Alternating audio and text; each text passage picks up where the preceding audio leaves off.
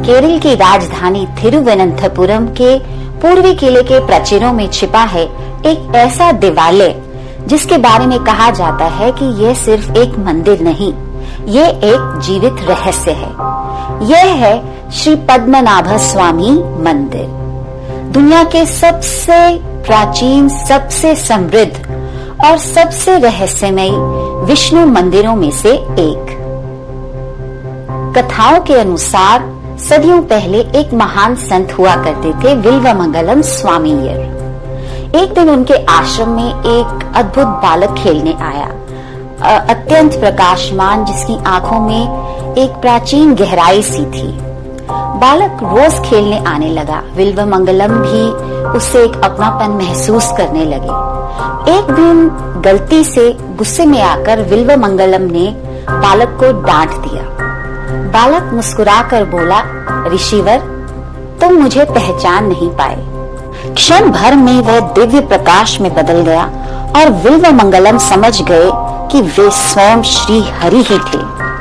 प्रायश्चित में विल्वमंगलम उस दिव्य बालक के पीछे दौड़े, वनों, झीलों और अन्य पथों से होते हुए एक स्थान पर पहुंचे जहां बालक ने अपना विराट रूप धारण किया, शेषनाग पर शयन करते हुए, और वहीं स्थापित हुआ श्री पद्मनाभ स्वामी मंदिर। बालक का ये मधुर खेल और अचानक से अनंत शयन रूप में बदल जाना भक्त और ईश्वर के उस गूढ़ संबंध का प्रतीक है जहां सगुण और निर्गुण एक हो जाते हैं। श्री पद्मनाभ स्वामी मंदिर में भगवान विष्णु अनंत शयन मुद्रा में विराजते हैं, शेषनाग पर विराजमान, समुद्र मंथन के बाद उस दिव्य शांति में जहां समय भी मानो ठहर जाता है। 18 फीट लंबी ये मूर्ति 2000 से भी अधिक शालिग्राम शिलाओं और वनस्पतिक मिश्रण से बने विशेष काटु शर्करा योगम से निर्मित मानी जाती है, जिससे मूर्ति काल के प्रभाव से सुरक्षित रहती है। कुछ भक्तों का अनुभव है कि अलग अलग कोण से देखने पर मूर्ति का आकार, अनुपात या दूरी बदलता हुआ सा लगता है, मानो कोई सूक्ष्म ऑप्टिकल इल्यूजन काम कर रहा हो। और सबसे अद्भुत बात, श्री हरि के दर्शन भी एक साथ नहीं होते। पहले द्वार से श्री हरि का शिरोभाग, दूसरे से वक्षस्थल और तीसरे से चरण कमलों के दर्शन होते हैं। मानो भक्त को ये याद दिलाया जा रहा हो कि दिव्यता को भी क्रमशः धैर्य के साथ ही जाना जा सकता है। मंदिर का इतिहास 2000 वर्ष से भी पुराना माना जाता है। त्रावणकोर के राजाओं, विशेषकर महाराजा मार्तंड वर्मा ने त्रिदिवान के बाद अपना समूचा राज्य भगवान पद्मनाभ को समर्पित कर दिया और स्वयं को राजा नहीं, पद्मनाभ दास कहकर पुकारने लगे। और तभी से इस भूमि पर शासन भी एक प्रकार की सेवा ही मानी जाती है। मंदिर की स्थापत्य शैली अद्भुत है। केरल की ढलानदार छतें, दक्षिण भारतीय द्रविड़ परंपरा का भव्य गोपुरम और भीतर की चौड़ी परिक्रमा, जहां 365 1/4 स्तंभ समय के हर दिन और काल चक्र की अनंतता का प्रतीक माना जाते हैं। कुछ विशेष दिनों पर डूबता सूर्य गोपुरम के खिड़कियों से इस तरह सीधा रेखा में प्रवेश करता है, मानो कोई दिव्य शक्ति स्वयं इस देवालय की ज्योति आरती कर रही हो।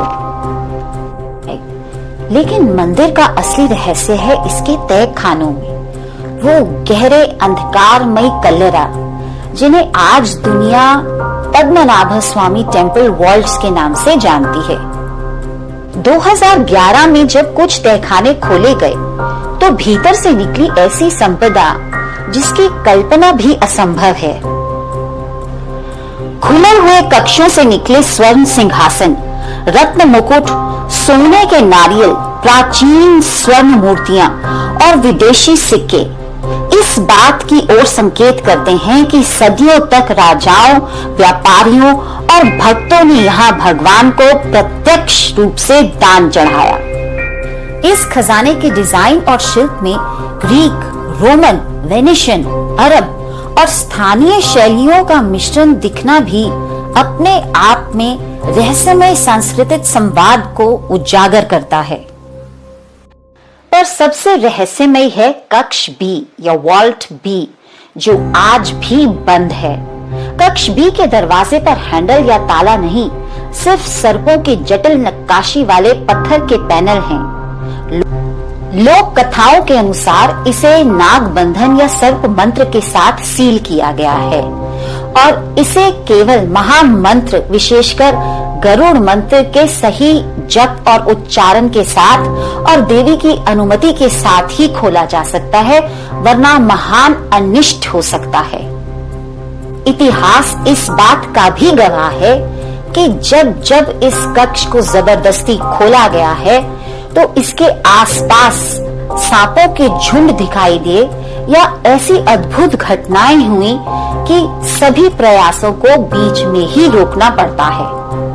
कुछ लोग इसे अंधविश्वास कहते हैं, कुछ इसे मंदिर की ऊर्जा की रक्षा व्यवस्था, पर सच क्या है ये आज तक कोई नहीं जान पाया। पर आखिर कक्ष बी में है क्या? स्थानीय दंत कथाओं के अनुसार कक्ष बी में सिर्फ सोना और हीरे मोती नहीं, बल्कि दिव्य शस्त्र, विष्णु से जुड़े प्राचीन आयुध या अत्यंत शक्तिशाली यंत्र एवं रहस्यमय ग्रंथ हो सकते हैं, जिन्हें मानवता की सुरक्षा के लिए छुपा दिया गया है।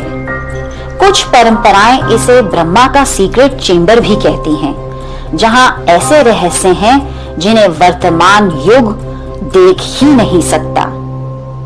कुछ परंपराएं ये भी मानती हैं कि कक्ष बी को किसी अगले युग या विशेष समय के लिए सुरक्षित रखा गया है, जब कोई अत्यंत पवित्र आत्मा जन्म लेकर आएगी, मंत्रों के साथ उसे खोलेगी और इसके अंदर की संपदा और खजाने को मानवता की भलाई के लिए उपयोग में लेकर आएगी।